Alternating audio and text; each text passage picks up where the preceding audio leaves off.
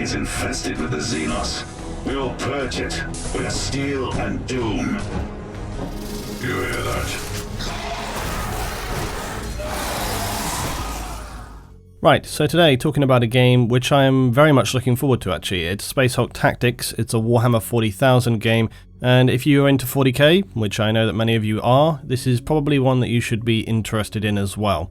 It basically pits the Space Marine Terminators against the Tyranid Gene Stealers, which, as you know, I've covered and discussed plenty recently. It basically focuses on your Terminators being in close quarter combat within a Space Hulk. They usually have some kind of objective or mission to complete, and they have to deal with the horrific, nightmarish Tyranids in close quarter combat. Now, this game has generally been updated visually, as well as bringing in like a card system and all sorts of new elements, different maps, map building, whole campaigns, and it really looks like a very, very updated version of the previous game. I'll show you at the end of this video some of the previous game when I did a playthrough there, so you can see and compare just kind of how they look. Now, this game is quite a slow game. It's quite a top-down, clicking movement game, but it's also a very tactical game, making the moves that you need to make at the specific time without the Tyranids jumping in and slaughtering you makes it quite interesting, quite fun. You're also going to have the multiplayer element with this as well, which was not really there with the previous game. In the past, there were a lot of Warhammer 40k games which came along and were just like a whole lot of nothing, but the previous Space Hulk game was one that I really enjoyed and I came back to again and again. So if this, which it looks to be,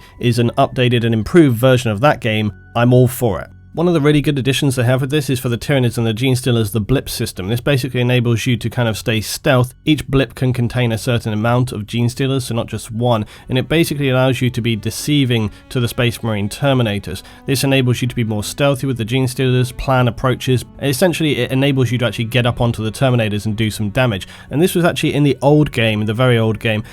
This was something which was way too easy. As a Space Marine in the older game, you could really kind of see and determine roughly most of the time where the Gene Stealers were coming from, and more often than not you could plan and annihilate them, and I really never found it to be super challenging. But in this game they've changed that up. I think it looks a lot more difficult in terms of, from the Space Marine point of view, trying to determine where they come from. The Gene Stealers of course can move faster than the Terminators as well. They can move in faster. They've got to get into close quarters. That's the main thing. The whole thing with this game is that the Gene Stealers don't really have ranged weaponry, okay, but the Terminators of course do. That's the trade-off, and the Terminators do have close quarter combat, but they're usually not as good as the Gene Stealers in game anyway. So it's much more about you as a Space Marine Terminator, as an Astartes, trying to plan and determine, cover your routes to Overwatch, etc. So protect the directions that you think Gene Stealers are coming from. Use tactics, use pre-planning, etc. You only have a limited amount of Space Marine Terminators as well, whereas the Gene Stealers obviously have a lot more in terms of force coming in. So the Terminators have to really plan carefully to ensure that they can do maximum damage, but at the same time you usually have an objective to complete, whereas the Gene Stealers don't. The Gene Stealers literally just have to kill you, so you have to try and work out the best and most efficient route that you can get to your objective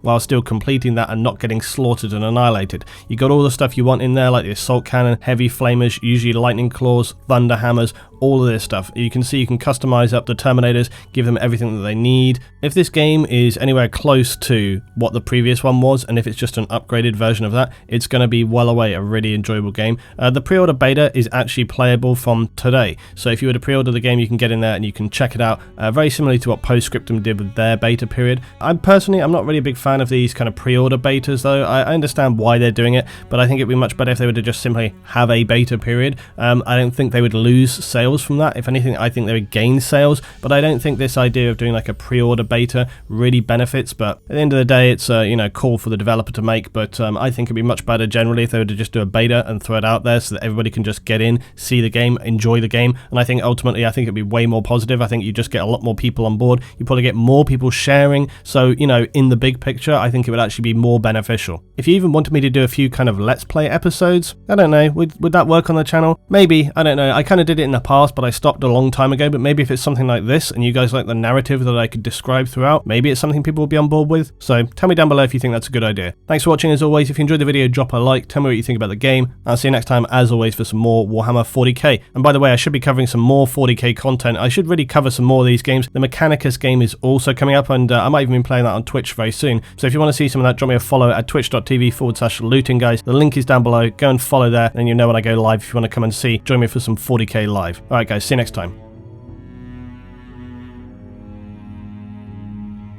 I don't know whether Denio can hold off that many.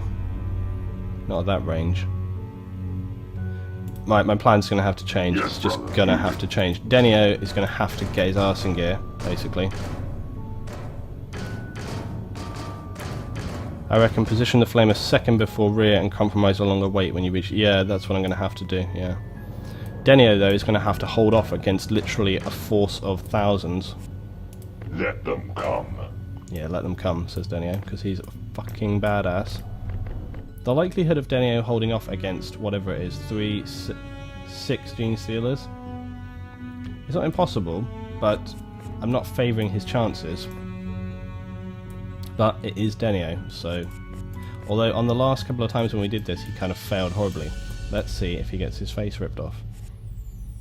Please, for the love of God, kill them all. Target. Come on, Denio. Yeah, straight in the door. Yeah, come on, my friend. Yes, yes, yes. Oh my God, he's kicking ass. Come on, dude. Come on. Yes. Come on. Get it. No, unjump. Yes. Headshot. You got a headshot. Come on, Denio. Fucking hell. Go on the last one. Yes. Oh my God. Oh shit, they're coming from behind. Denio killed them all. I can't believe it. Most of the time they can't even shoot one when he's right in front of them.